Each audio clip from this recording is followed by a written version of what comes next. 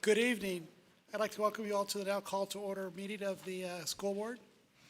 We're going to start with a moment of silent prayer or reflection. Go ahead.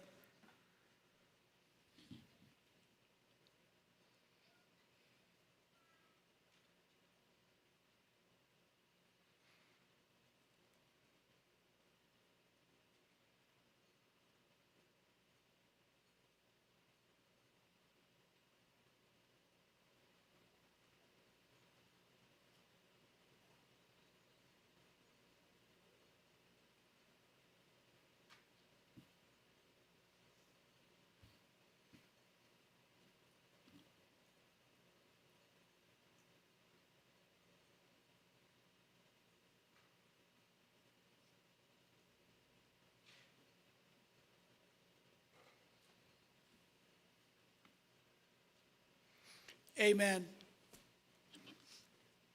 Can you do the roll call, please? Marchana Elliott. Eric Moran. Here. Kyle Niederman. Here. Lisa Roman. Here. John Maskin. Here. Now, if you'll stand and join me in the Pledge of Allegiance. I pledge allegiance to the flag Of the United States of America and to the republic for which it stands, one nation, under God, indivisible, with liberty and justice for all.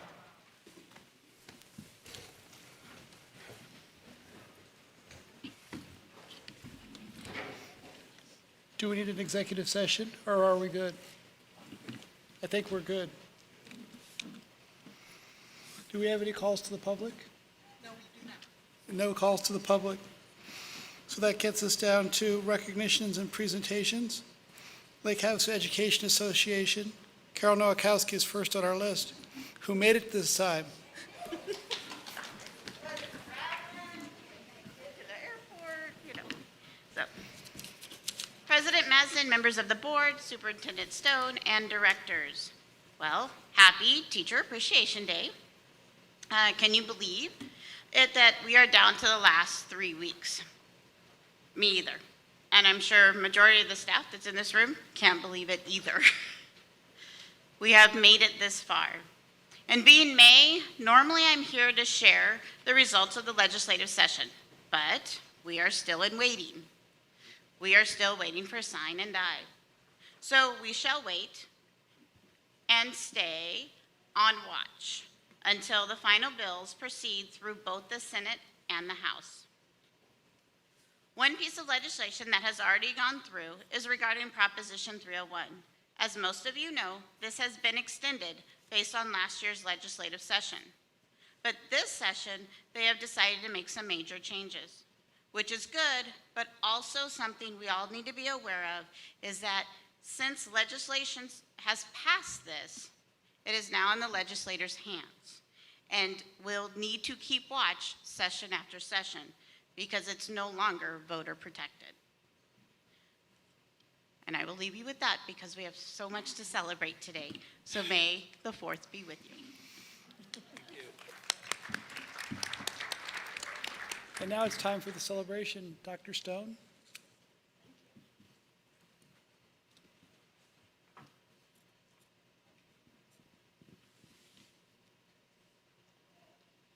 So good evening. This is our 4th year officially honoring LHUSD's Teachers, Rookie, and Staff Member of the Year. We began our staff recognition program as part of the Vision 2020 plan, which led to Lake Havasu being named as one of America's best communities. We know that our staff members make a significant impact on students, families, and the community, and we are excited to honor them this evening. Traditionally, this group is honored in partnership with the Lake Havasu Chamber of Commerce, who host an event. This year, we were unable to make that happen, but we look forward to holding this event at the Chamber Mixture next year. At this time, I would like to welcome the Navarrete family, who donated all of the awards for this evening's honorees, and Brittany from Mud Sharks, if you will join us as well. Each honoree will also receive a gift card from Mud Sharks. Our staff member, Rookie, and Teacher of the Year will also be given a weekend stay at London Bridge Resort.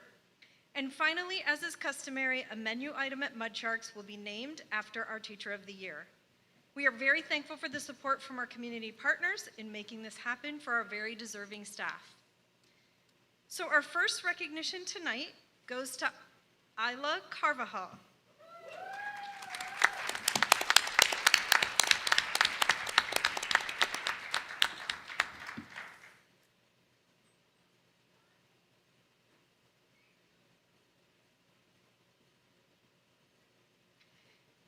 Isla is our Rookie Teacher of the Year.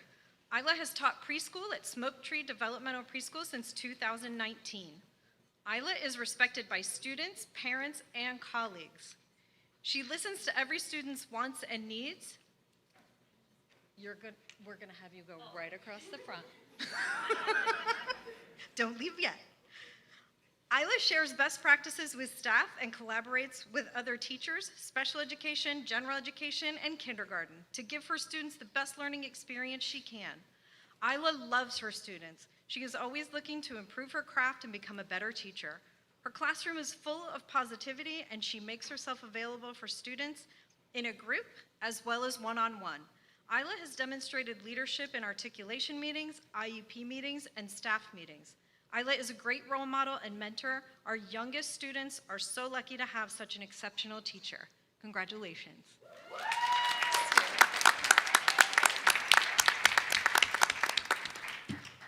Next, we would like to recognize Gail Culp.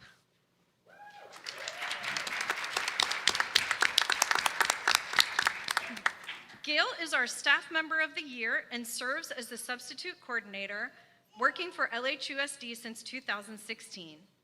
Gail works to ensure that all classes are supported with a substitute in the case of a teacher absence. This year, that meant going above and beyond to make sure schools were adequately staffed. Gail thinks creatively, is empathetic, and makes it her mission to fill every opening. In a year when high absence rates were due to quarantining and there were fewer available substitutes, Gail didn't blink an eye. She worked as a substitute before becoming the substitute coordinator and has an excellent relationship with all of our substitutes. Gail represents the many staff members who work behind the scenes to keep LHUSD open for students this year. Congratulations.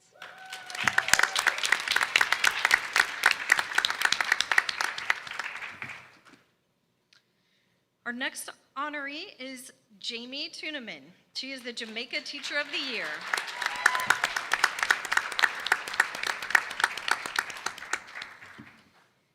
Jamie currently works as a 4th grade teacher and has taught with LHUSD since 2010. Mrs. Tunaman is a teacher leader in every sense of the word. She sets a positive example for her students each day as she works to help them think like mathematicians. Mrs. Tunaman has a background in engineering, is a national board certified teacher, and recently finished her master's degree in curriculum and instruction. She serves as a supervisor for student teachers and as an articulation lead for all 4th grade teachers. Mrs. Tunaman leads the Jamaica STEM Club, robotics team, and ASU math competition. She is also a part of the Jamaica Campus Culture Committee, serving as a model for both PBIS and Capturing Kids' Hearts practices across campus. As a teacher leader, she works hard to develop relationships with families and community members throughout our community. When asked about what makes her an effective teacher, Jamie stated, "I was a content expert coming into the classroom, but I now realize that my broad knowledge of various subject matters, curriculum, and standards is not the only thing that makes me an outstanding teacher. I have learned that my enthusiasm, positive attitude, love of learning, and desire to make a difference is what has made the biggest impact on both my students and coworkers." Congratulations.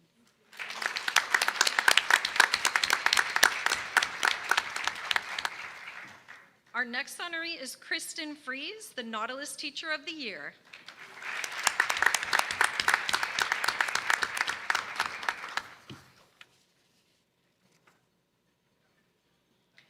Kristin currently works as a 1st grade teacher and has worked with LHUSD since 2008. Kristin began as an educational assistant and became a teacher a few years later. Mrs. Fries is a highly qualified teacher who impacts students by having high expectations, strong classroom management, and knowledge of every one of her students. By utilizing her time in teaching, bell to bell, she gets every bit of instruction in during the day. Mrs. Fries has developed supportive relationships with her students' parents by keeping them informed through constant communication. She is driven and continues to learn and grow as an educator. Mrs. Fries is doing more than growing her own practice each year. She is further available to help others grow through mentoring other colleagues, student teachers, and high school students interested in education through shadowing her at school. Mrs. Fries is a well-respected teacher at Nautilus due to her commitment to education and hard work to better each of her students every day, socially and academically. Congratulations.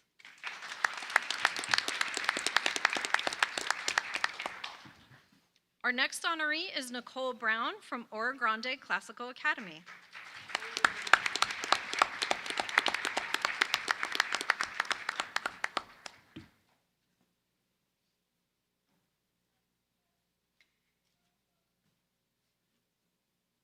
Mrs. Brown currently teaches 3rd grade and has taught with LHUSD since 2007.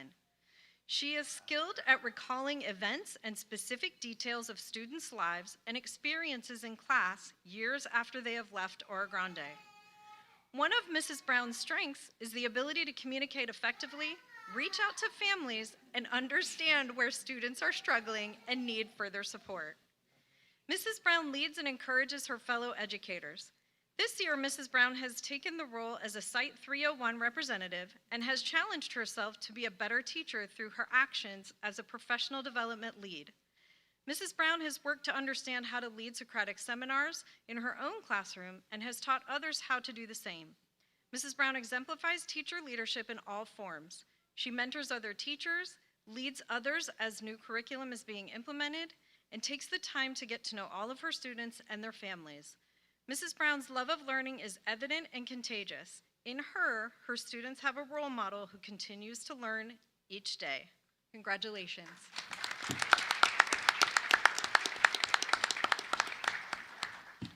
Our next honoree is Michelle Burke, the Lake Havasu High School Teacher of the Year.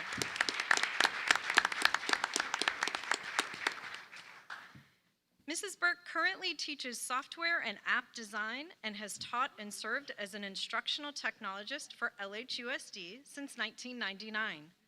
She took on this role 3 years ago and taught herself to code and was accepted as a code high school educator last spring. During school closure last spring, Michelle was able to encourage nearly all of her students to take their industry-specific test for her course.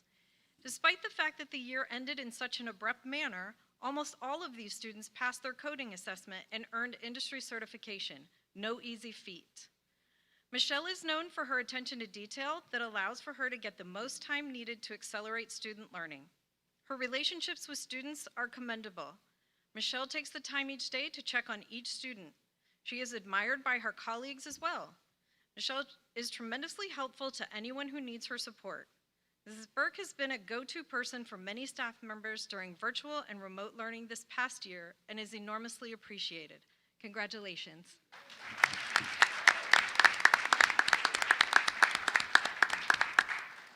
Our next honoree is Julie Johnson, Havasu Pi's Teacher of the Year.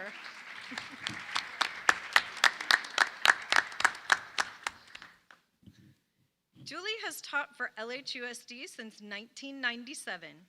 She was influenced to become a teacher by her mom, who taught her about accepting others and seeing the good and beauty in everyone.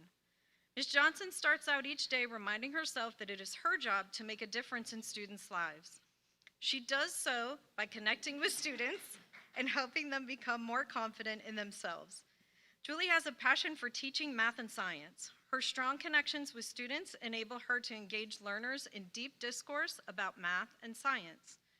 She works diligently to ensure her lessons are both interesting and actively engaging. She is one of those teachers that her students will never forget, caring, a superb educator, and a true inspiration. Congratulations.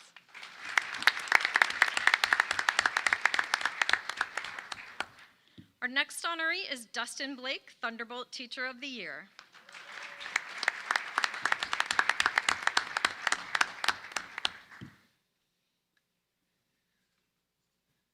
Mr. Blake hails from British Columbia, Canada. He traded his hockey blades for jet skis and has made Lake Havasu and Thunderbolt his home. Mr. Blake holds degrees in elementary education and environmental science. He is the science department chairperson and science articulation lead. One of his strengths is his ability to lead professional learning communities and his fellow teachers. Mr. Blake is skilled at supporting discussions in his classroom. He is passionate about science and loves bringing out the love of science in his students. Mr. Blake supports numerous extracurricular activities, including yearbook. He ensures that Thunderbolt is represented as the welcoming, wonderful school it is, using the yearbook pictures he shares on social media. Mr. Blake has helped make the science department an engaging place for all students to access learning. Congratulations.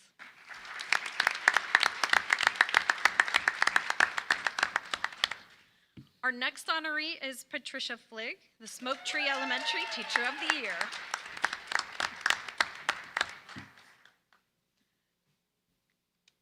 Ms. Fligg has worked for LHUSD since 2000 in multiple roles. She has been a classroom aide, an administrative assistant, and is now a special education teacher. Ms. Fligg earned her master's degree in 2014 to start working with the student she most cares about. She works with students in grades 1st through 3rd grade with different abilities. She is a strong resource for families and is known for the deep relationships she creates with all of her students. In her spare time, Ms. Fligg works with the nonprofit organization Guardians of the Children and works as an advocate for abused children. Ms. Fligg is collaborative with other teachers and paraprofessionals and works well with others to ensure all students are able to access the learning they need. Ms. Fligg exemplifies the excellent educators that have grown as leaders in LHUSD. Congratulations.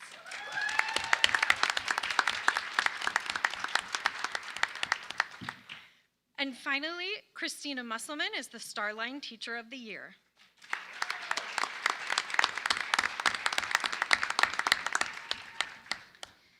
Mrs. Musselman currently teaches 1st grade and has taught for LHUSD since 2004.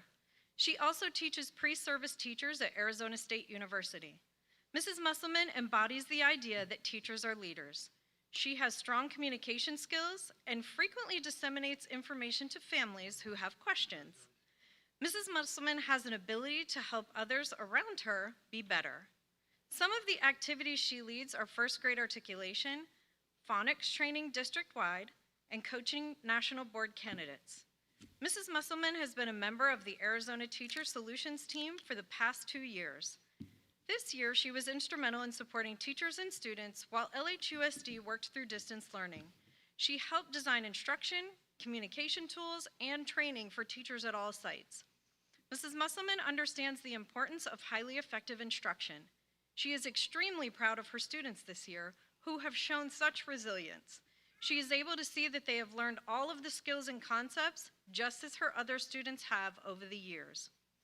Mrs. Musselman is trusted by her fellow teachers, administrators, families, and most importantly, her students. At this time, we are excited to announce that Christina Musselman has also been named the 2021 LHUSD Teacher of the Year.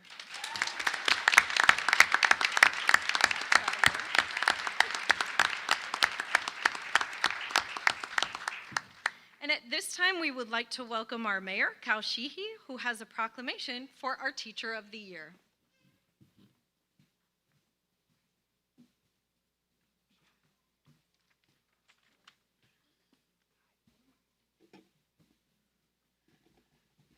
Good evening, everyone.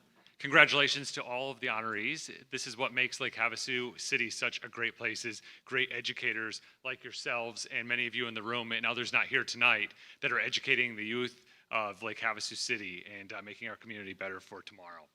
But today we have a special proclamation for the Teacher of the Year, a proclamation from the Office of the Mayor naming today, May 4th, Lake Havasu Unified School District Teacher of the Year Day. Whereas today we recognize and celebrate Christina Musselman as the Lake Havasu Unified School District's 2021 Teacher of the Year. As an elementary 1st grade teacher, she has worked for the Lake Havasu Unified School District for the past 19 years, impacting thousands of students' lives. And whereas Christina is a nationally board certified teacher and a master teacher mentor, colleagues and administrators who have worked closely with Christina will tell you she has a heart for children, but also a teacher leader who deeply believes in the power of mentorship. And whereas Christina lives out the ideals of what it means to be an accomplished educator and goes above and beyond in her role in our professional learning community, she is an embodiment of what teachers should know and be able to do, which is demonstrated by her deep commitment to students and their learning. And whereas Christina makes her school and district a better place for educators, and most importantly, for all of the students. Christina's intentional work to build professional capacity and collective learning is an inspiration to students and her colleagues. Lake Havasu City expresses its sincere appreciation to Mrs. Musselman for her unwavering dedication and service to the children of our community. Now therefore, I, Cal Sheehy, Mayor of Lake Havasu City, Arizona, do hereby proclaim Tuesday, May 4th, 2021 as Lake Havasu Unified School District Teacher of the Year Day in Lake Havasu City, Arizona, and I urge all of my fellow citizens to join me in congratulating Mrs. Musselman on this outstanding achievement.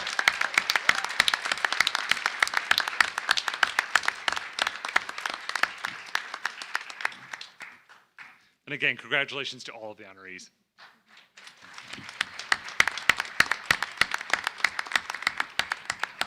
Much taller than I am.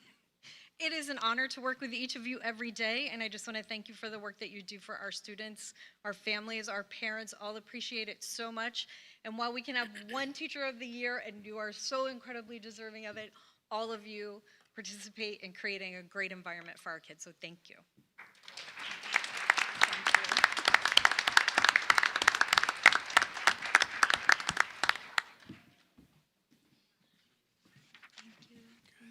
Congratulations.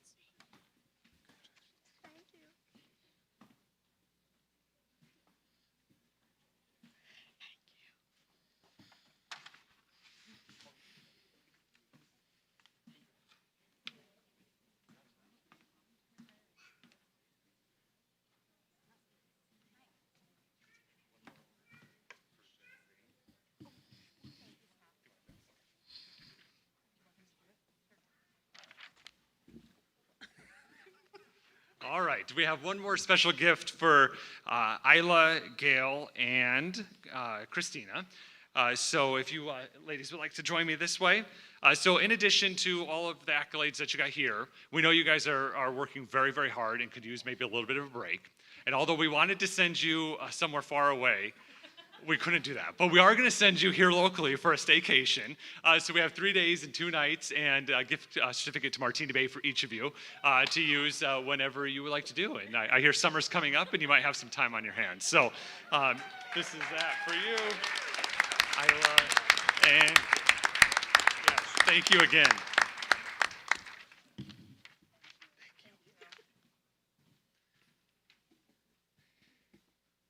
And again, thank you to all of our community partners. We could not appropriately celebrate all of our teachers without your support.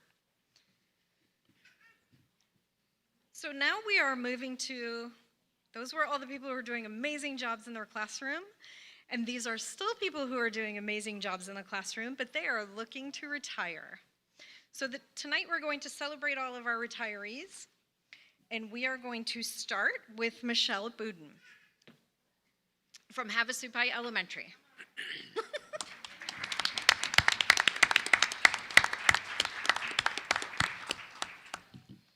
Michelle has taught at Havasu Elementary since 1990. Michelle serves as the interventionist at Havasu, and she takes care of all of the details that help her school run smoothly.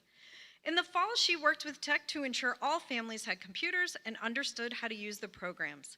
She then organized the hybrid program and ensured parents knew about and enrolled in the on-site program. Mrs. Budin organized stations so students could get extra help with their schoolwork when they were on-site, but not with their teacher.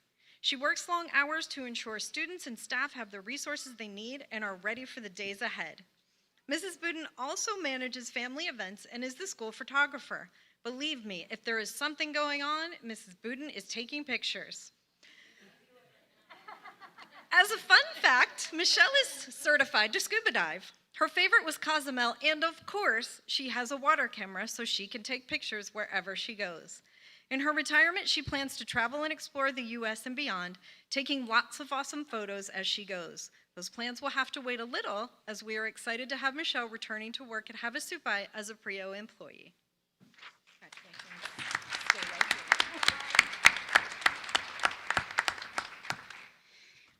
Next is Trish Conan, and she is unable to join us tonight, but I'm still going to read a little bit about her. She has been with LHUSD since 1994, and in that time taught at Thunderbolt and Nautilus.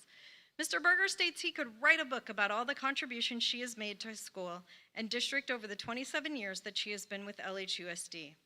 She moved to Lake Havasu in 1993 and raised 2 boys. She began with the district at Thunderbolt Middle School and worked there for 21 years. At Thunderbolt, she contributed in many different ways, including capturing kids' hearts, PBIS, cognitive coaching, thinking maps, and student council. She transferred to Nautilus Elementary School in 2015. She came to Nautilus and contributed right away. She mentored and collaborated with teachers with an open door policy to watch her teach. Trish also led the student council, became a part of the site-based council, a member of the leadership advisory team, and took on a student teacher who is currently employed with our district. She is a master teacher with strong instructional strategies and the attitude of never giving up on kids. Trish exhibits kindness and compassion for teachers, parents, students, and the many friends she has made over the years. She was named Nautilus Teacher of the Year in 2019. We wish her the very best as she enters this new, exciting, and hopefully relaxing new endeavor. Thank you for all your years of service to our students, our district, and our community.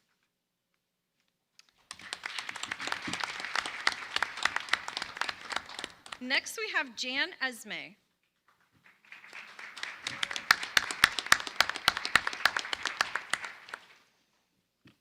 Jan has been with LHUSD since 1991 and has taught at both Daytona Middle School and Lake Havasu High School. Jan dedicated 30 years to the Lake Havasu Unified School District. At LHHS, she taught in the science department, and through the years, she grew the CTE biology class, which was very popular with our incoming freshmen. Not only did this class grow with popularity, so did the Health Occupation Students of America Club. During retirement, she has continued teaching online, enhanced her artistic talents, spoils her grandchild, and plans to spend 6 months in New Hampshire and 6 months in Havasu moving forward. Congratulations.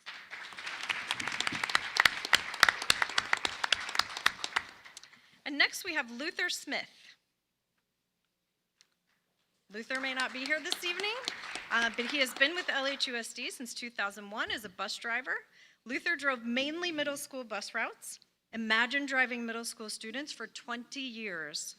Luther loved it and the kids loved him. He was admired by all his students who rode his bus, and Bobby Kern says he will always remember each year at registration when all of the kids signing up for the bus were so excited to find out that Luther was their driver. He was always a great help when we would have extra field trips and travel on the weekends. He was also a great help with Parks and Rec. He will be greatly missed.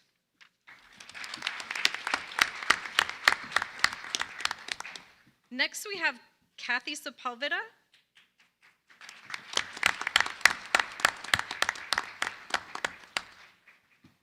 Kathy has been with LHUSD since 1993 and has taught 4th and 5th grades at Starline. The word that best describes Kathy is team player. She goes the extra mile to collaborate with her colleagues and to support novice teachers and new staff members to Starline Elementary. As she prepares to move into retirement, her generosity shines forth as she gives away teaching resources she has collected over the last 28 years of her teaching career. Kathy earns the respect of families because of her consistency, follow-through, and constant communication. She is highly respectful to administration and supports wherever and whenever she is needed. It is fun to observe Kathy teach a lesson because she is open to collaborate with the administrator during the lesson. In retirement, Kathy will spend time with her children and grandchildren. She loves painting and is quite talented. Recently, Kathy acquired a bicycle so she could remain active in retirement. One of Kathy's grandchildren will be starting kindergarten at Starline in August. Kathy's name is at the top of the Starline's volunteer list. We're thankful that her presence will continue to be seen and heard at Starline. Congratulations.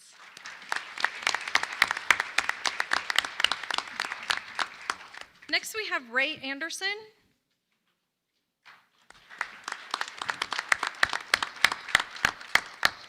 Ray has been with LHUSD since 2017, teaching social studies at the high school. He's taught in the social studies department where he has not only grown our AP psychology class, but has helped improve the overall scores on the AP test for many of our students. Ray joined the staff 3 years ago after teaching overseas in Poland. He brought a different perspective to our students and offered them a glance of what school is like for students around the world. Ray is skilled at relating to students and encouraging them to succeed. He is a master storyteller and drew students in to get them to learn about topics they may have never thought about or places they have never been. Ray is a lifelong learner and has continued to learn and find new ways to teach students each year. He has strong technical skills and helped his social studies team each step of the way during distance learning. He was an excellent resource for students and teachers alike. Ray plans to attend lots of music festivals, visit friends that live in various parts of the world, and explore the United States of America in his retirement. Congratulations. Next is DRC Babcock.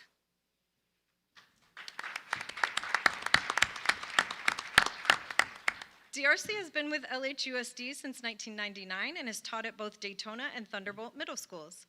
DRC is known as an impact educator on our campus and throughout our community. She has a heart for working with ELL students and helping them improve their English language skills. She has devoted her career to improving the reading skills of her students, most recently in the Read 180 classroom. DRC takes time to know each student, their hobbies and interests, and their goals for their future.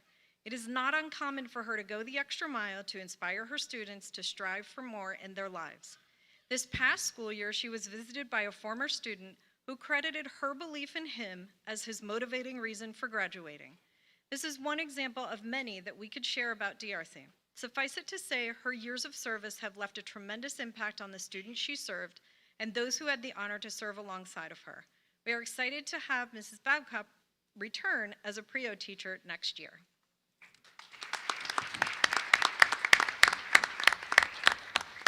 Our next retiree is Nancy Blythe. Nancy has been with LHUSD since 1990 and has taught at both Starline and Nautilus. Nancy is a pillar at Starline. The words that describe Nancy are extreme kindness and integrity.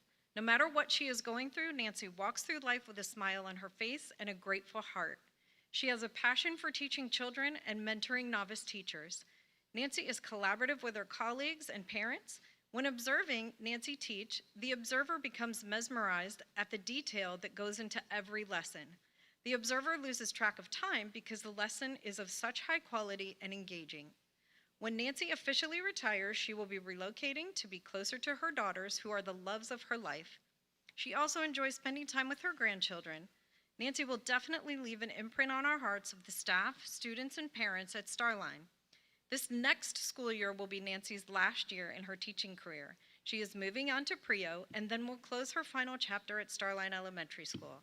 We are thankful we have one more year with Nancy. At the end of next year, it will be time for her to slow down, rest, relax, and spend her days laughing and playing with her grandchildren.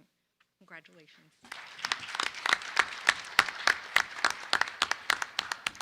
Our next retiree is Mary Clark.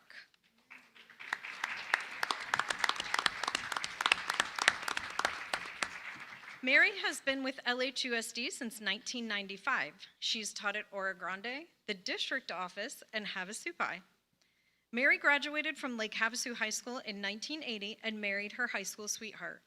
All three of her children went through our schools, and they are all currently engineers. Mary has taught in a variety of roles, but always has had the role of teacher leader. Mary lends to the stability of the learning environment. She is always available to support a student in their moment of need. She is the queen of behavior prevention and intervention. People may not know how vital she is to our school community, as she often works behind the scenes, ensuring everyone, staff and students, have the tools they need to succeed. As a fun fact, Mary wore the same dress for 18 out of her 25 school pictures. Her plans for retirement are grandkids, grandkids, grandkids. Congratulations.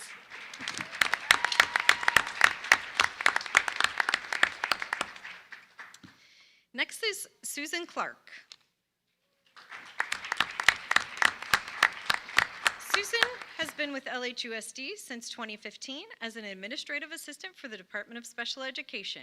Susan has been the friendly voice parents have heard on the phone when it's time to schedule their students' IEP or 504 meetings.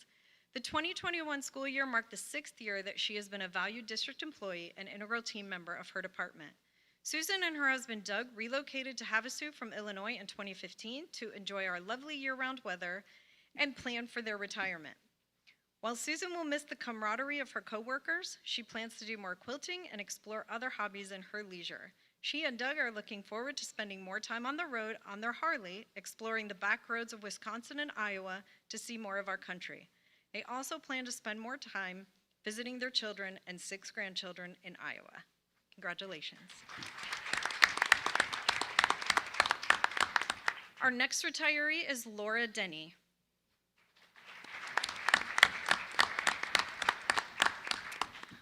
Laura has been with LHUSD since 2010 as a high school business teacher. She's been dedicated to Lake Havasu Unified School District for the last 10 years. She has taught business classes at Lake Havasu High School and built the Future Business Leaders of America Club into an annual contender at national competitions. Laura has worked with numerous community organizations, including Rotary, to ensure all students who were interested in attending competitions had the funds to be able to travel. Year after year, Laura gave part of her summers to travel with kids to competitions where they represented Lake Havasu High School very well. She is a committed and dedicated career and technical education teacher and advisor. Students nominated her and she was awarded the FBLA Advisor of the Year because her students respect her and wanted to honor her time, effort, and dedication. Laura has worked to ensure her students earn business industry certifications for the entire span of her career at Lake Havasu High School. Whenever Laura is faced with adversity, she has processed the challenge, taken it on, and succeeded with whatever was thrown her way. Laura will be greatly missed in the CTE department. As she moves into retirement, she plans to travel, golf, and use her real estate license. Congratulations.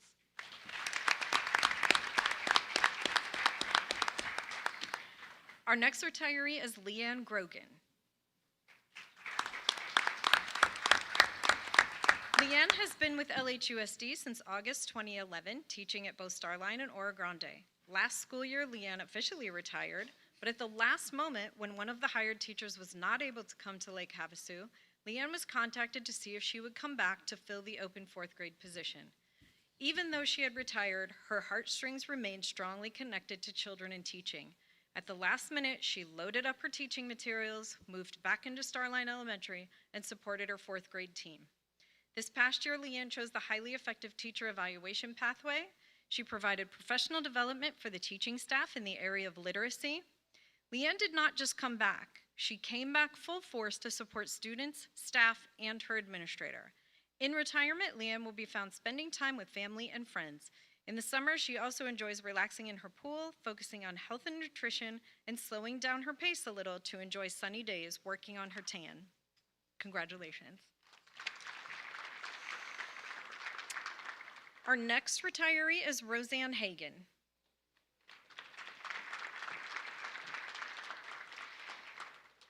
Roseanne has been with LHUSD since 1999, teaching at Oro Grande and Smoke Tree.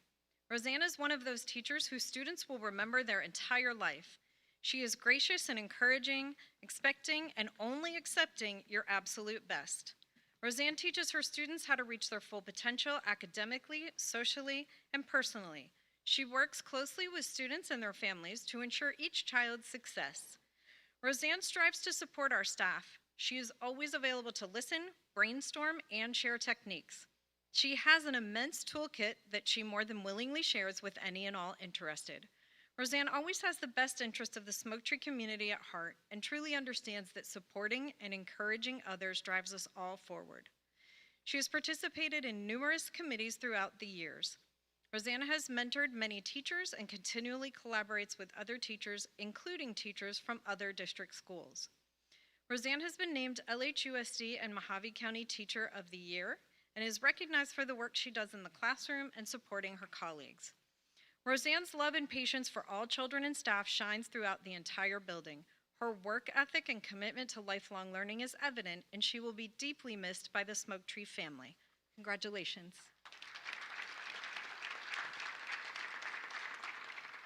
Our next retiree is Donna Meyers. Donna has been with LHUSD since 1991, teaching at the high school and as an online teacher. She dedicated 30 years to the Lake Havasu Unified School District.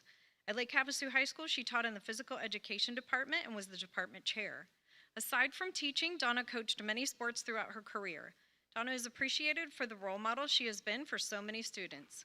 She truly cared for her students while teaching them to be strong women. Lake Havasu High School was lucky to have such a talented athlete teach and coach our students. She showed Lake Havasu High School students that you can achieve your dreams in life while staying focused on your family, happiness, and well-being. Donna also introduced Lake Havasu High School to, I'm not going to get this right, to Ninkling. Someone can say it for real. It is a Spanish colonial dance, and Mr. Zampona states that because of Donna, he is the dance master. Donna is also a role model for her colleagues. Marcia Becker, who shared an office with Donna for 15 years, said this: Donna and I taught in the same office for 15 years. She helped me through some of the more difficult times of my early years and always had an open door at her home for me. Donna taught me how to make tamales and what homemade, authentic Mexican cooking should taste like. I will forever be thankful for her open door and Mexican food. Donna is a proud grandmother who plans on traveling a lot while continuing with her online teaching job. Congratulations. Our next retiree is Tracy Mcfarland Presley. Tracy has been with LHUSD since 2011 as a high school counselor and the counselor for our online program. Tracy has been dedicated to Lake Havasu Unified School District for the last 10 years and previously served as a school counselor in Alaska. During the 10 years here, she has served as a Lake Havasu High School counselor and served as the counseling department chair. During the last year, she moved over to our PLP program, where she has assisted in not only getting it started, but continuing to work to improve it. Tracy has been an integral member of the Lake Havasu High School team. She not only advocates for her students, but also her coworkers and the school counseling profession itself. Tracy received the Arizona School Counselor of the Year Award in 2017. Tracy served as a supervisor for counselors in training. She has provided the counseling department with support and encouragement in bringing new ideas and resources to our school and to our students. Lake Havasu High School's comprehensive school counseling program is a nationally recognized model by the American School Counseling Association, and Tracy has taken an integral role in accomplishing this recognition. She is passionate about this profession and has volunteered her time in reviewing RAMP, Recognized ASCA Model Program applications from schools across the nation. As Tracy moves into retirement, she looks forward to traveling, gardening, and some days doing absolutely nothing. Congratulations. Our next retiree is Christina Morelli.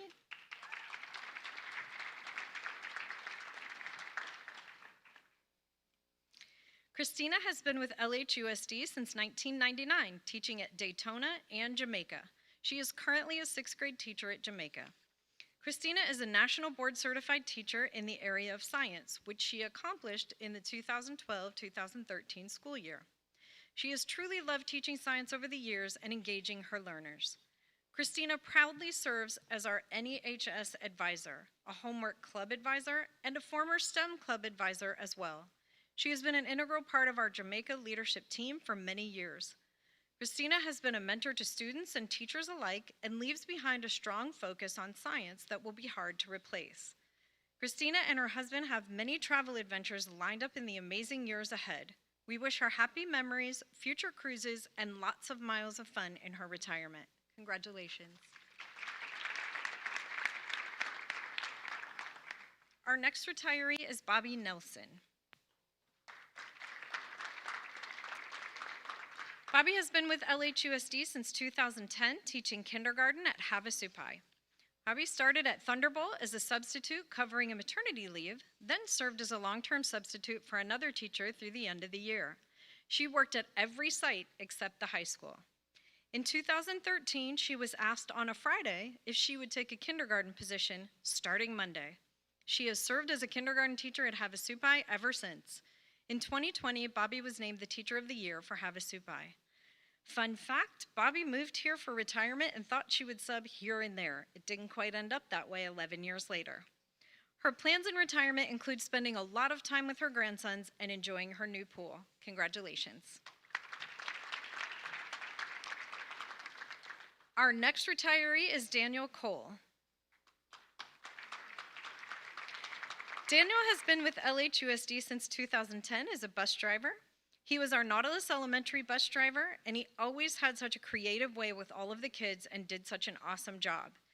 Dan has been one of the most dependable drivers we have ever had. He also took on the role with the WAVE program, transporting students to and from the high school and WAVE. It was a great help with our Parks and Rec program as well. He will be greatly missed.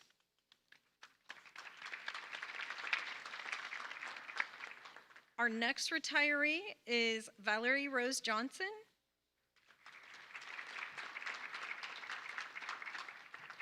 Valerie has been with LHUSD since 1994, teaching math, algebra, and geometry at the high school. She has dedicated 27 years of service to Lake Havasu Unified School District. At Lake Havasu High School, Valerie has been a leader in common planning in the math department. She keeps the math department working together as a group and is always willing to mentor and truly support her colleagues. Valerie is one of the most spirited teachers at Lake Havasu High School, always taking the opportunity to dress up for a spirit day. Outside of the classroom, she has been the leader of the educational tour group. She has put countless hours into providing students with the ability to travel the world to gain invaluable experiences. This year, Valerie has scheduled, canceled, rescheduled, and scheduled travel, some more without blinking an eye. Her leadership with the educational tour group has been invaluable.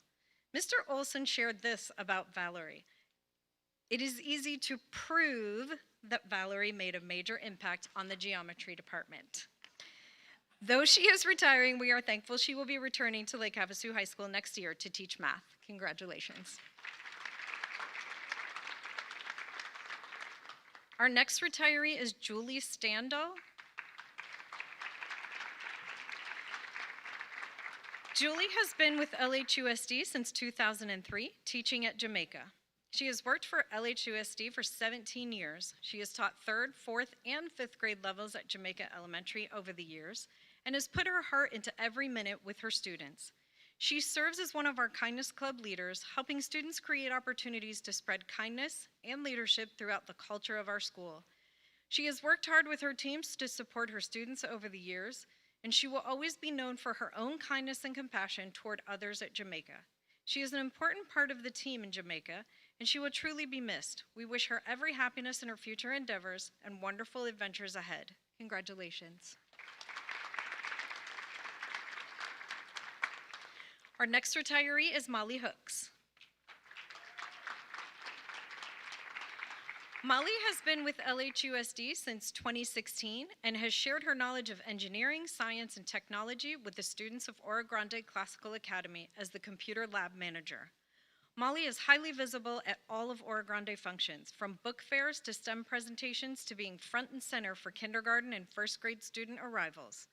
Over the last 3 years, Molly led a successful after-school program for robotics that introduced students to science, technology, engineering, and math through fun, exciting, hands-on learning to gain real-world problem-solving experiences. Molly's accomplishments include a Golden Apple Award in 2019 and state coach recognition for robotics this year. Molly's colleagues had this to say about her.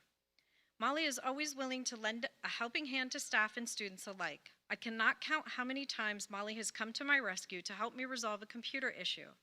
She not only helps me resolve the issue at the time, but will teach me what to do if it happens again. Molly's positive attitude for learning and wanting to teach others is contagious. My favorite saying to staff who ask me, "How did you do that?" is, "I have a Molly."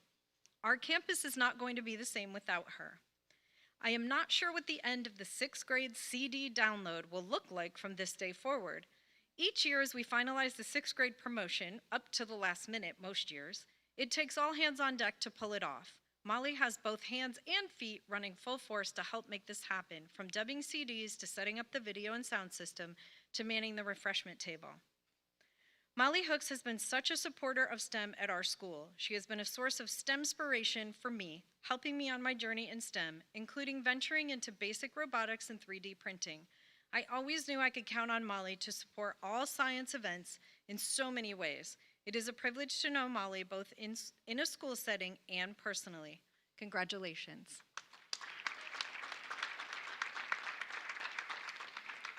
Our next retiree is Bonnie Hellman.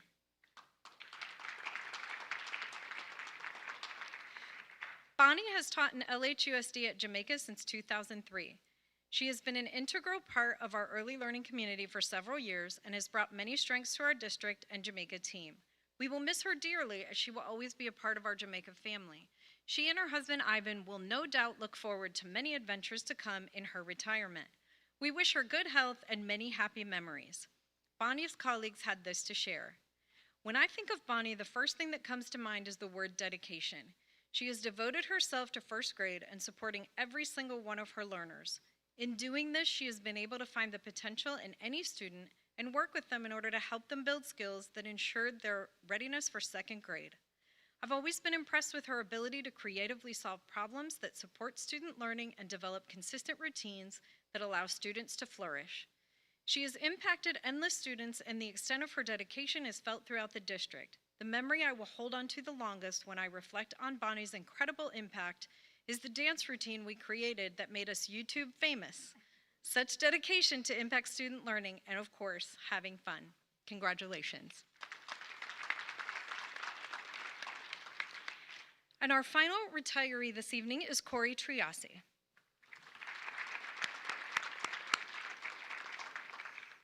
Corey has been with LHUSD since 1991. Corey has served at Havasu, Smoke Tree, Oro Grande, and Starline elementary schools. Corey has taught multiple grades, served as an interventionist, and now serves as the Starline principal. Above all else, Corey cares about the well-being and success of each and every one of her students and staff members. Corey is always looking to solve problems and leave things better than she found them. These are some of the things Corey's colleagues had to share. Tamara Yates shared, Corey is incredibly passionate about her students. No matter what, she will always do what is best for them. She is a systems thinker and is always willing to talk things through, so we think of everything. My favorite memories with Corey are those professional development trips. International Reading Association conventions and cognitive coaching were all-time favorites. We would learn all day and then get together to talk about how we could implement it at our sites. We would work on templates for teachers and PDs to share what we learned and help our staff grow as educators. It was exhilarating. We grew to be great friends through these experiences, and I know we will always be here for one another. Nina Mersing shared, Corey has inspired me since I was a new baby teacher. I planned with a teacher from her school each week, and when we were stumped or looking for a fresh perspective, we went to Corey for ideas on how we could improve our plans. She was always welcoming and excited to share her expertise with us. She helped me to become the best teacher I could be because she always had the highest of expectations in mind. She had the growth of all students at heart, not just the ones she was responsible for. I never hesitated to attend any trainings that Corey facilitated because I always learned from her. It is truly an honor to work with her now as a principal. She continues to stop what she is doing to help answer any questions and work side by side with me to help me grow as a leader. She is also willing to say things out loud without fear that may not be what people want to hear. This courage helps get to the heart of issues and is crucial to our growth as a district. Aggie Walter shared, Corey is a very dedicated and passionate educator. She cares very deeply about her students, staff, and community. She is very detail-oriented and forward-thinking. She has never lost sight of what truly matters and why she became an educator in the first place. As a leader, she truly has made a positive difference in the lives of our students. Andrea Hellert shared, Corey is a truly dedicated educator who is always working to do what's best for kids. She has dedicated years to understanding how to support students' needs through intervention and most recently through supporting her teachers as a principal. She is passionate, hardworking, and an example of what makes LHUSD educators so special. She's a great partner in serving our schools. Although Corey is returning to work as a PRIO employee, thank goodness, her plan is to find balance in her work and personal life. She is going to take some time for self-care and do some things that she enjoys, hiking, reading, spending time with family and friends. And someday, she wants to write curriculum for Sunday school classes and venture out to see if it can get published. Congratulations.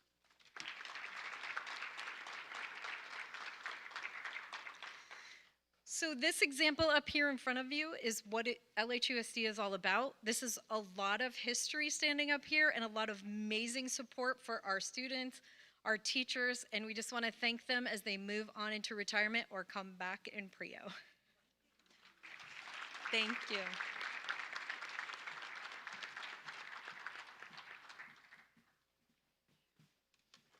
Thank you. Thank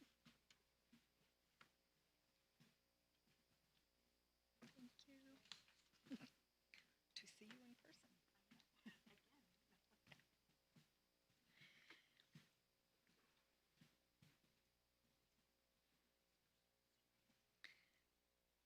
At this time, Mrs. Becker, our CTE coordinator, will be joining us to recognize our CTE students, organizations, national and international qualifiers.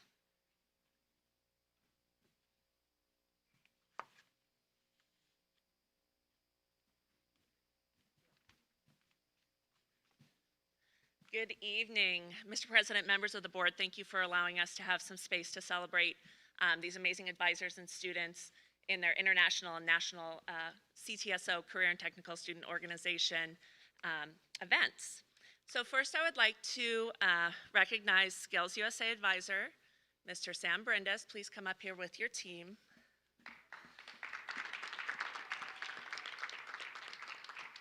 You may recognize Sam. He's here quite often in the pack. Is your members of your team here tonight, Mr. Brendes? Okay, they can come on up as well. So Mr. Brendes is our music and audio teacher. He is also the advisor for Skills USA.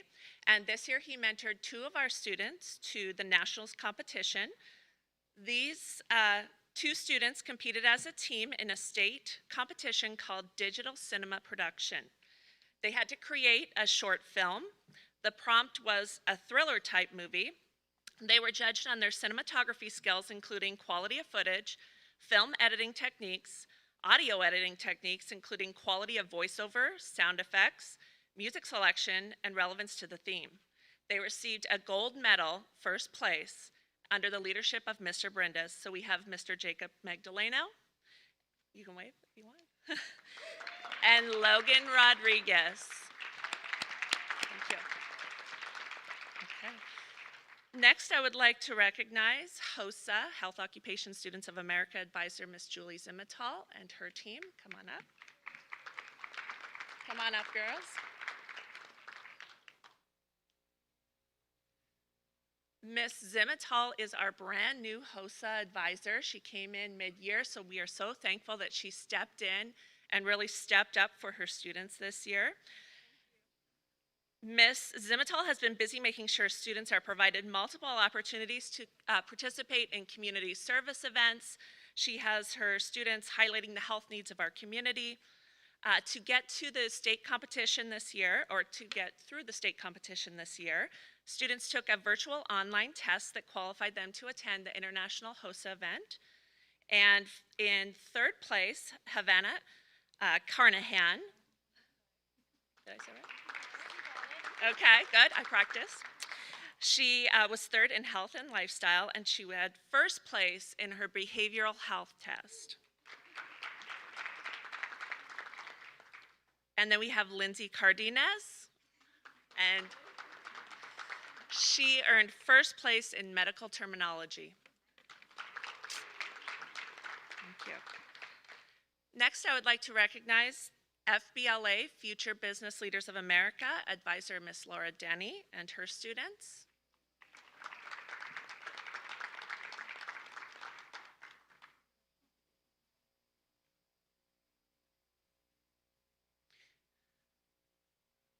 Ms. Laura Denney gets to come back up on stage. As you may have recognized her, she was, as mentioned in her retirement speech, the FBLA State Advisor of the Year last year, and she works really hard to ensure that her students have every opportunity to succeed.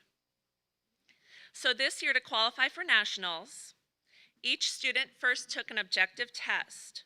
They had to qualify in the top 15 of the state, and then during the state events, the students had to do an additional performance. So they had a virtual breakout room with judges, and they had to answer questions and do the best that they could. So in first place, Haley Bartell. Go ahead and wave, Haley. She earned first place in management decision making. Also in first place, Alondra Alvarado. Oh, she's not here. She earned for management decision making. Jenica Delaney, for management and decision making, and for securities and investment.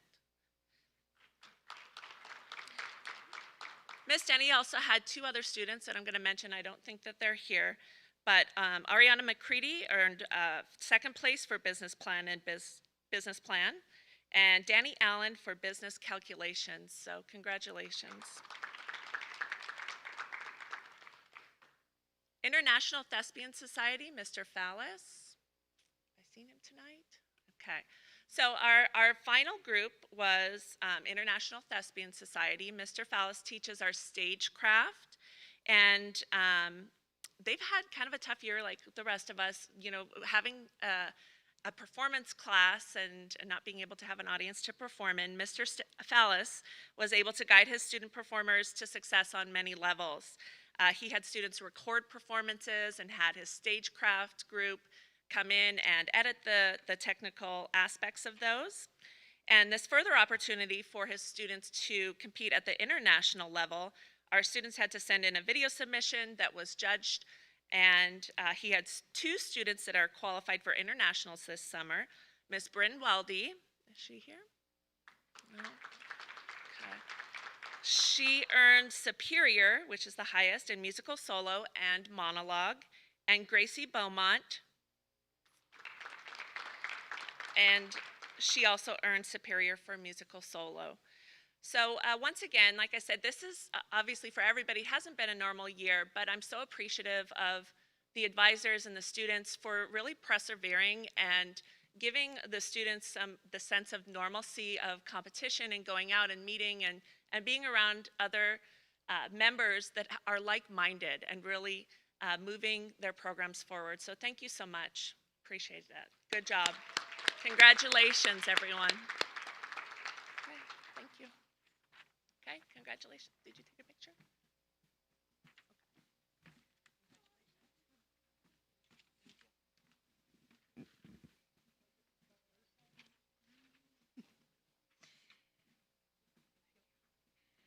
And one last recognition this evening. Mrs. Williams is going to join us to recognize our Voice of Democracy essay winners, our VFW Teacher of the Year, and Daughters of the American Revolution Good Citizenship Award winner. Good evening, Mr. President and members of the board. Raylan Davidson, are you here?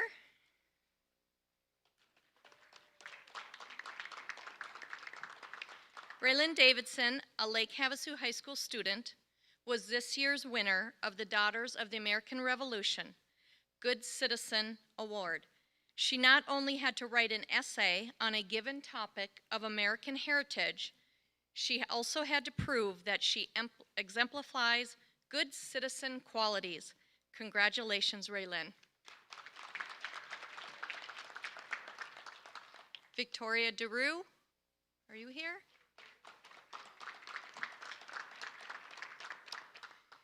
Victoria is a senior at Lake Havasu High School. She entered the VFW Voice of Democracy essay contest and placed first for our local VFW post 10005. And then she went on and placed third place at the district level for her essay on the Founding Fathers. Congratulations, Victoria. Alexander Montebrand, are you here? I'll just let you know, Alexander is also a senior here at Lake Havasu High School. She also entered the Voice of Democracy essay contest. She placed first for our local VFW and fourth place at the state level for her essay on the Founding Fathers. Mrs. Amy Sullins.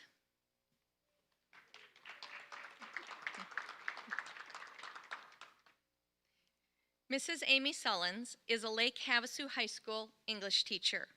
This year, she was nominated for the VFW Teacher of the Year for her contributions to patriotism and civic responsibility in her classroom.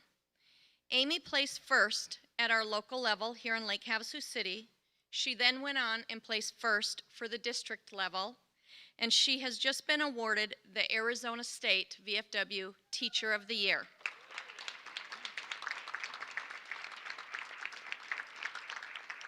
And fingers are crossed for national level. We believe Amy can win that as well, so we're waiting on those results still.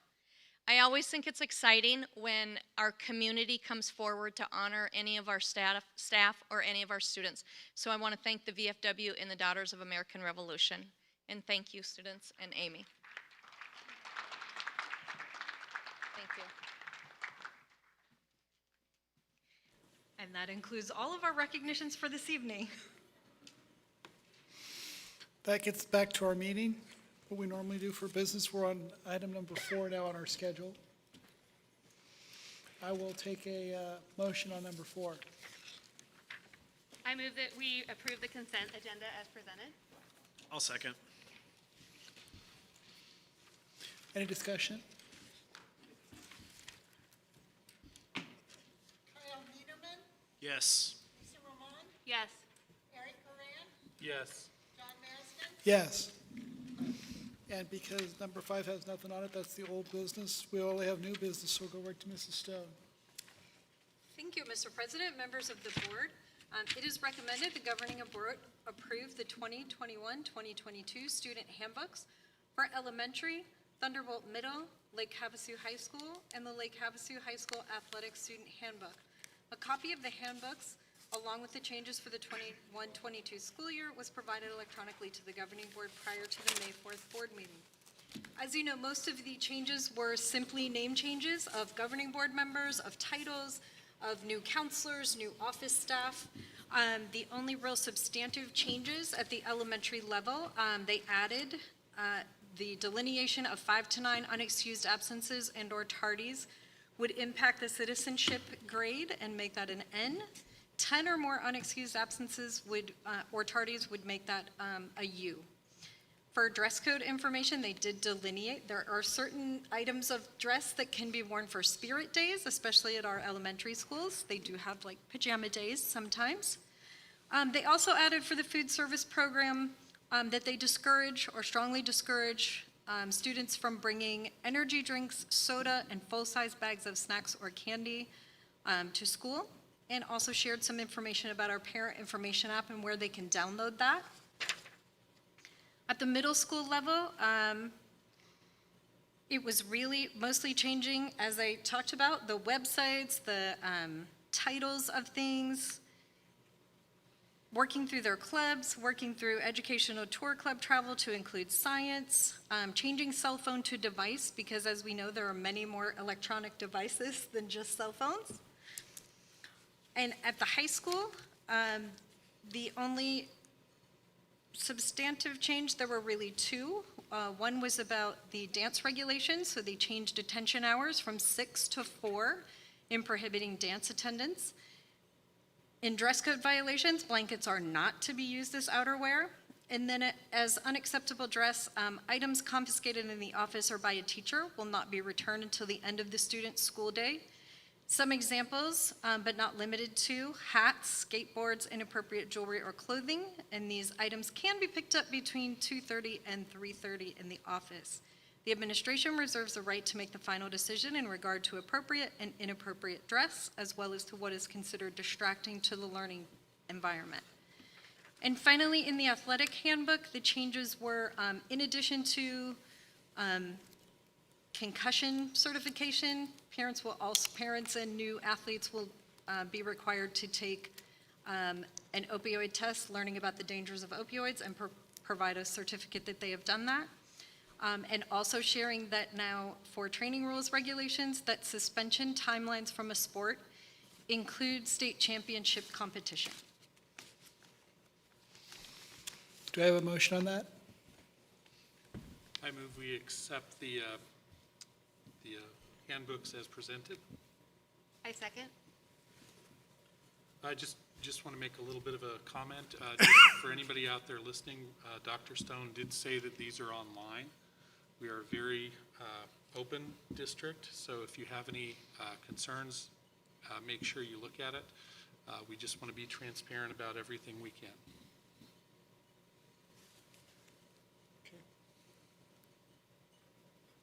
Lisa Roman, Yes. Eric Moran, Yes. Kyle Niederman, Yes. John Maston, Yes. That takes us to 6.2. Mr. Murray? Thank you, Mr. President, members of the board. It is recommended the governing board approve the leasing of copy machines at locations throughout the district through a new 60-month lease contract with RICO. The district will utilize state contract for the new 60-month lease. The district has leases which are currently nearing the end of their 60-month lease terms with both RICO and Xerox. RICO has been extremely hands-on and connected with the district for many years. They reach out often to assess our level of satisfaction and provide ongoing support. As our lease contracts began approaching their end dates, RICO assisted the district in providing equipment recommendations and evaluating copies produced over the last 57 months on each unit. The district's and RICO's goal in evaluating production activity centered on maximizing utilization and production capabilities in each unit. All of the new machines have no per-print charges for black and white copies. The unit that will be located at the district office will also have unlimited black and white copies. However, there will be a cost of .045 cents per print for color copies, as this is the only leased machine that is equipped to produce color copies within the district. The lease will also include a technology service for the 60-month term, which includes parts, labor, toner, and staples. The quote from RICO was sent to the board prior to the May 4th meeting, and this item has been reviewed by the business office. Any questions or a motion on 6.2? I'll make a motion to present or to approve 6.2 as presented. Second. Any further discussion? I do have one question. So am I understanding this correctly that we currently have a contract with both RICO and Xerox, but we will let the contract with Xerox expire and just continue on with RICO exclusively? Correct.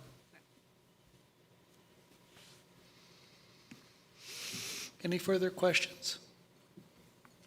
Discussion on this? Hearing none, I will ask for the question. Kyle Niederman, Yes. Lisa Roman, Yes. Eric Moran, Yes. John Maston, Yes. That gets us to 6.3 again to Mr. Murray.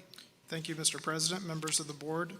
It is recommended the governing board approve retroactive and future purchases of door and gate hardware, mechanisms, and related items from Clark Security Products at an amount that is not to exceed $40,000 for this fiscal year. The district's maintenance department is phasing out old, obsolete hardware and mechanisms due to a lack of parts availability. Outdated locks, many of which have received temporary fixes in the past, are now being replaced. Many panic bars have been identified as having excessive internal wear and are being replaced to ensure proper functionality for exiting and evacuating rooms and buildings. In July of 2020, a purchase requisition was submitted to the purchasing department from the maintenance department to obtain an open purchase order utilizing the Mojave Cooperative Contract for Clark Security Products for an amount that was not to exceed $15,000. Instead of generating a purchase order for the requested $15,000 amount, a purchase order was created with an incorrect amount of $30,000. Purchases of $25,000 or greater require governing board approval, and due to the incorrectly stated dollar amount, we are requesting the retroactive approval of excess expenditures and the approval of the not to exceed amount. This approval will allow the district to continue to address our known needs as well as the inevitable future failures of door and gate hardware, mechanisms, and related items in the future. And this item has been reviewed and approved by the business department. Questions or a motion? I move that we approve item 6.3 as presented. I'll second. Having no further discussion, I'll call for the question. Lisa Roman, Yes. Eric Moran, Yes. Kyle Niederman, Yes. John Maston, Yes. That gets us to 6.4, Mr. Murray. Thank you, Mr. President, members of the board. It is recommended that the governing board approve the 2020-21 revised budget and any over expenditures in any of the following programs within the M&O budget for the fiscal year 21, while not overspending the overall budget limit in regular education, special education, and pupil transportation. The revised budget includes financial adjustments to the overall budget limit based on funding changes that have occurred since the adoption of the budget last July. The district does not expect an over expenditure in any of the funded areas mentioned above. However, ARS 15-905G states that if there needs to be an over expenditure in any of the programs, we must have board approval prior to the end of the fiscal year. And the maintenance and operations expenditure will not exceed the overall budget limit. The revised budget and summary sheets have been given to the board prior to the meeting for your review, and I do have a PowerPoint presentation. Motion or questions?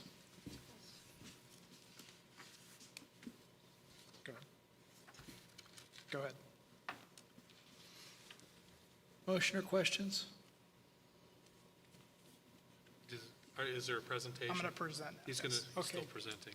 So in front of you, you have a copy of the PowerPoint, so you don't have to hurt your neck by turning around and looking behind you. And also a copy of the state forms for budget adoption, actually it's proposal adoption and any revisions that occur.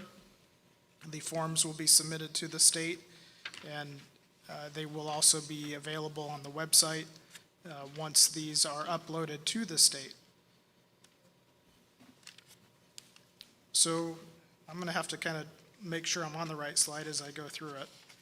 So budget revision number 2, you'll recall back in December we did a budget revision number 1 because we were over the 1% allowance in our maintenance and operation and overall budget capacity. As we reconciled to the state in December, we got that brought back into an alignment. That occurred because we always adopt every year in July, and then between July and the time that the state runs their reports, usually in September, we did have a reduction in student enrollment due to our current situation within the world. We did have a reduction in student enrollment, which then directly equates to a reduction in funding. So because of that, we had to revise in December. It is mandatory that all districts revise in May, so we do this every year anyways this time for the final kind of reconciliation with the state as we get ready to wrap up the fiscal year. So on the screen in front of you, you see the purpose, that this is a requirement from statute 15-905.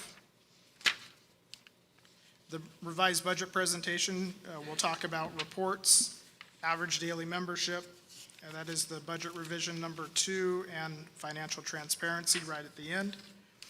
You can see that there are a few reports that I pull from the state in order for me to then reconcile with them to make sure that our budget capacity is in line with what they are also reporting. We do not want to leave budget capacity on the table. So if we actually can capture more budget capacity, we want to make sure we grab every penny of that. If we have to reduce our budget capacity, which again is basically directly tied to student enrollment, we need to revise downward our budget so we make sure that we don't overexpend our budget. So average daily membership, this is how we get to these big numbers that provide our budget capacity. So this is an APOR 55-1 report. This is generated every month. This is the most recent report where all of these forms, the budget 25, which you'll see up here in a minute, and the budget 75 all talk together, and that allows us at this point in May to get as closely as we can with the state, realizing that our average daily membership fluctuates every day. We have students that enroll, we have students that withdraw, And because we are current year funded, our dollar amounts fluctuate all the time. So this allows us to get really close to what the state has at this particular point, and tomorrow the amounts will then be off again. Hopefully not much, but then this is what allows the process for us to actually reconcile year after year after year to make sure that we retain proper budget capacity. So you can see at the top left and right, you see the red box and the green box. The red box on the left is what's capturing our current year, 2020-2021 student count. The green box on the right is showing what our 100th day numbers were for fiscal year 1920. On the next slide and on the next page for board members, you'll see that where those figures actually go and dropping into the formulas that are provided within the state sheets. So you can see there the 4,888.111 has a little screenshot on the bottom of the page showing what we just looked at on the previous slide. That actually calculates out correctly, so we're tying in both of those figures, the red box and the green box, are calculating out as I fill this data into our data entry tab. The next page shows where on that same APOR 55-1 report, where we're reconciling to the state that shows all of our Group B weighted students, meaning all of our students who receive additional weighted value to each of them based on the services that they may need, the additional services that they may need for our ELL population and students that have some disabilities that may require additional supports. You can see on the PowerPoint, board members in front of you, where the APOR 55 report at the bottom is now reconciling. I'm reconciling to that in the top section, and that's how we tie out to the state to make sure our funding number is aligned with them. So now this is where we take that data, student counts, weighted student counts, and actually tie it out to the state in real dollars and budget capacity. So this page right here, you'll see it says budget 25 in the top left corner. This was a report from April. And you can see where I have check marks and dollar amounts that are crossed out as I reconcile our numbers to the state. I'm simply checking that off to make sure that we're in alignment. You'll see where I have some numbers written off on the side there, 27,180,924, and then $1 million figure right below that. If you add those two numbers together, it ties out to the state number of 28 million. And the reason behind that is from the very beginning, we took $1 million and additional and pushed it over into capital so that we could make sure with budget adoptions and those things that we had a proper amount of money to pay for all of the curriculum that was produced or that was approved over this fiscal year. On the next page, you'll see a Budget 75 report.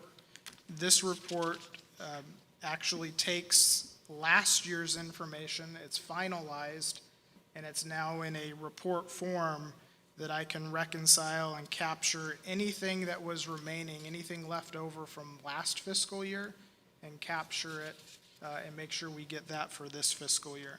A lot of numbers have not been finalized. The last time that we would have met in May,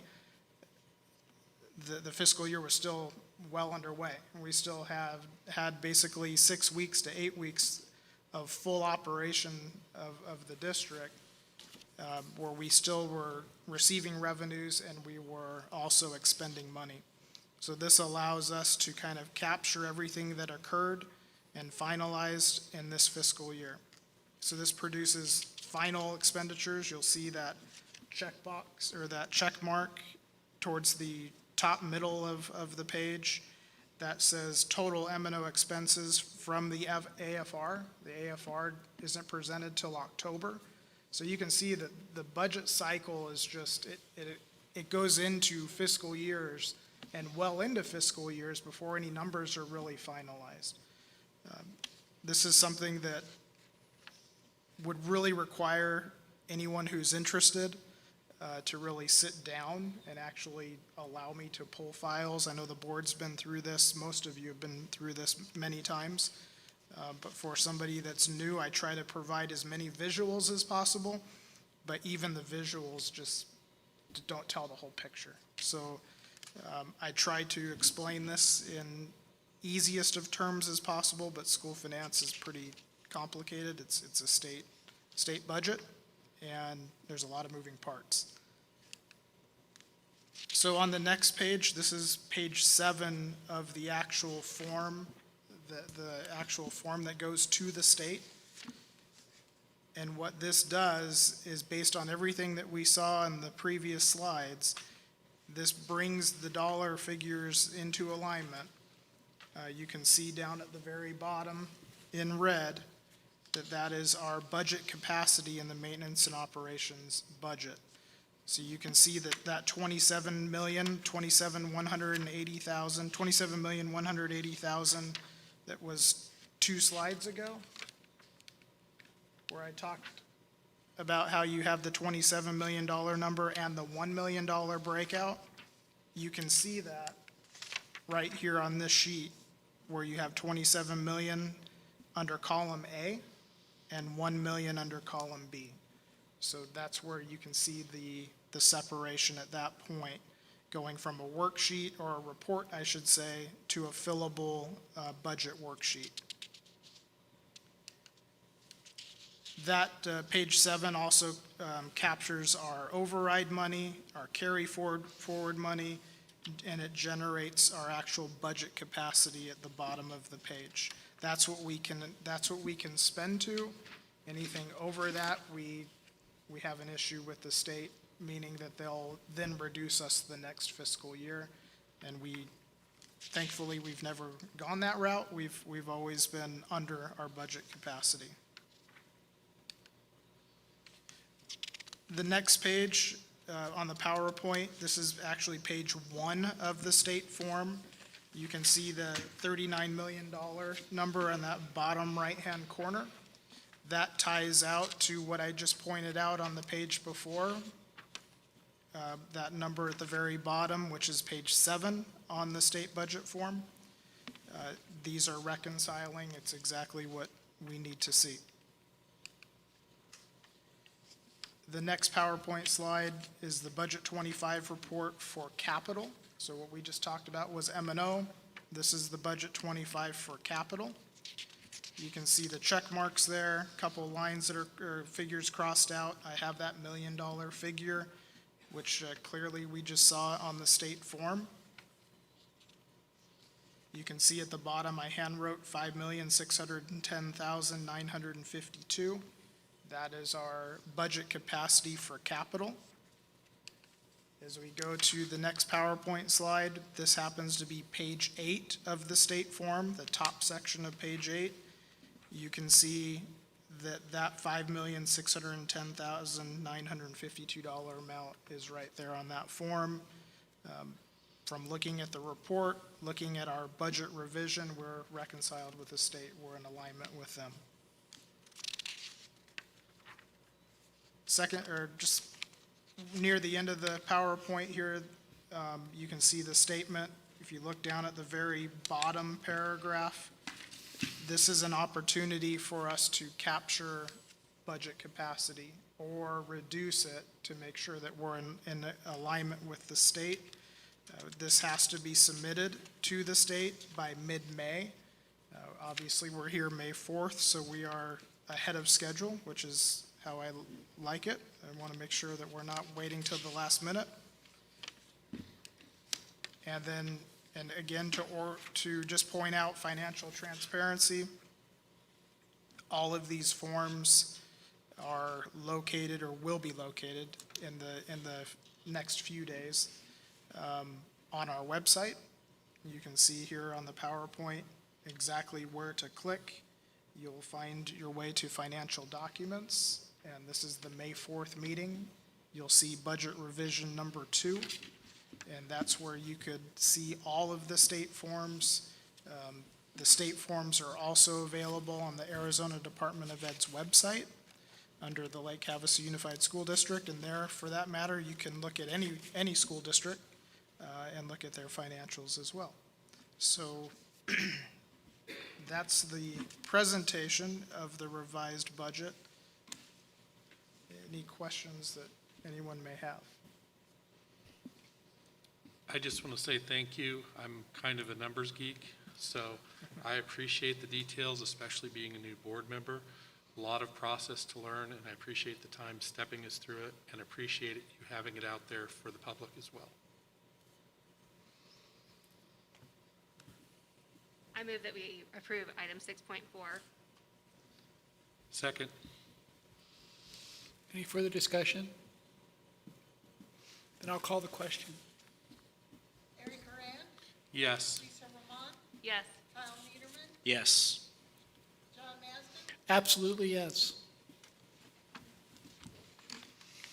And that brings us to 6.5. Jamie, that's you. Mr. President and, is this one on? Okay.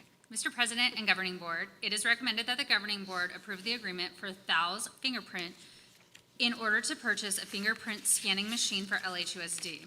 The cost to the district will be $7,995 plus tax for a 4-year contract. All necessary equipment for scanning is included in this price. Currently, only certified staff and bus drivers are required by law to get an IVP, Identity Verified Prints, fingerprint card. Those who possess this card continually are scanned against criminal databases for felonies that could jeopardize the safety of our students. Other staff members are fingerprinted at the time of hire, but not again. The purchase of the Thou's fingerprint scanning machine will allow LHUSD to require all new hires to possess an IVP card.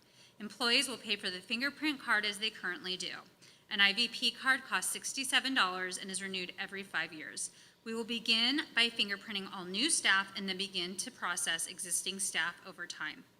The Thou's scanner will allow the district to optimize the fingerprint process, making it faster to get fingerprint results, ensuring that we are employing individuals with the appropriate qualifications. We will also be able to fingerprint volunteers for LHUSD using the scanner rather than the current method of rolling prints. This agreement has been approved by Business Services and Legal. Do I have a motion? I move we adopt 6.5 as presented. I'll second. I do have one question. So it does mention fingerprinting volunteers. Are we going to start requiring volunteers to have this fingerprint card? So we currently require volunteers to have a fingerprint card. Realize it's not an IVP card. So we're able to do the old fingerprint card that we currently do. We're not going to require an IVP. We currently require that volunteers that are on field trips, are in any cases alone with students, all of our student teachers, they are already fingerprinted. So it does already include all volunteers, like even someone who just comes in for one day to help with a special event? It does. So we have asked that the sites, if there is someone that's going to be working in classrooms, and there's the possibility that they are going to be alone with students, that they are being fingerprinted. So if it is a parent coming into the classroom for a party, then typically that's not going to be alone. If it is in the office, but we have fingerprinted pretty much all of our regular volunteers at this time. We really started doing that last year. And that isn't necessarily, that's not a new way of doing things. I remember when I came up here and I taught for one day. I did a math class. And I came in and I had my fingerprints done already when I walked in the door. I thought it was necessary just to come in and be with children. Yeah, I definitely don't object to the idea at all. I just wasn't sure. I think that policy has been updated since I first started out as a volunteer. Yeah, it was really probably 2 years ago now that we really started more heavily getting information from our volunteers, having them fill out a volunteer form, and then having them be fingerprinted. And so again, if it's coming in for an hour presentation, no, you're likely with it, you are with the teacher the entire time. But when we have people moving through our buildings, we are fingerprinting those volunteers.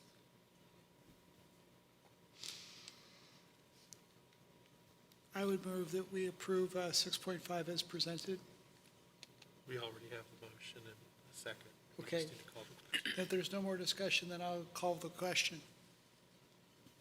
Kyle Niederman, Yes. Lisa Roman, Yes. Eric Moran, Yes. John Masden, Yes. And that takes us to 6.6, Mr. Murray. Thank you, Mr. President, members of the board. It is recommended the board approve vouchers for April of 2021. Student activity funds for K-12, March of 2021, and auxiliary funds for March of 2021. And you can see the auxiliary funds listed there for each of the school sites. Oro Grande's losing money? They're the ones that about a year and a half ago went in the negative because of the name change Yes. to the Classical Academy, so they had to redo all of their shirts. That is actually way better. It's coming down back to even. So yes, it used to be, it was in the thousands of dollars, and you pointed that out, not, back when it went negative in the first place, and so I kept track of it every time. So they are almost there. So It's they a are really short almost math back class, to that's even. all. So if they wouldn't have changed their shirts and their logo, then we would be okay. But overall, the auxiliary funds of the district are, you can see, are extremely in the positive where they should be.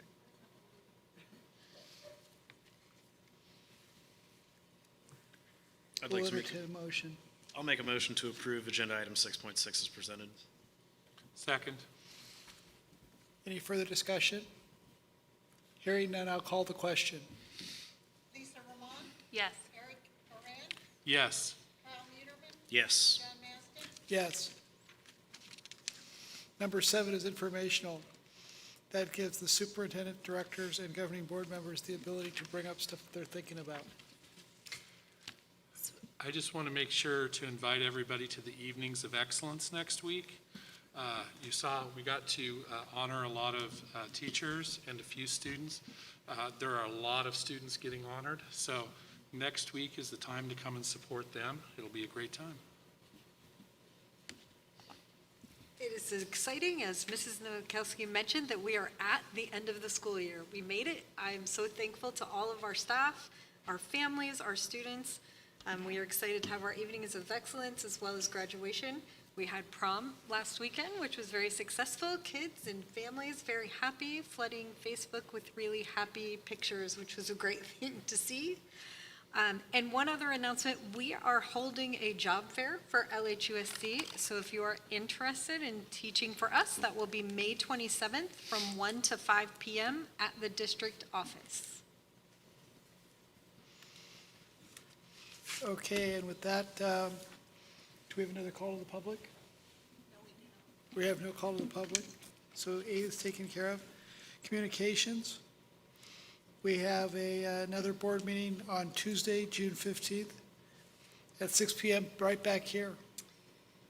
So if you like going into this place and seeing meetings, we're going to have another one. I think we are actually going to change that back to the boardroom. Is it going to go back to the boardroom? Yes.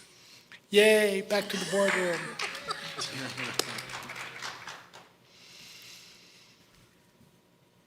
Any clearing questions from the press? I don't see them, so I guess not. No questions. And with that, I'll take a motion for adjournment. I move to adjourn. Second. Call the question on that one. Eric Moran, Yes. Kyle Peterman, Yes. Lisa Roman, Yes. and John Bassett. Yes. We are adjourned.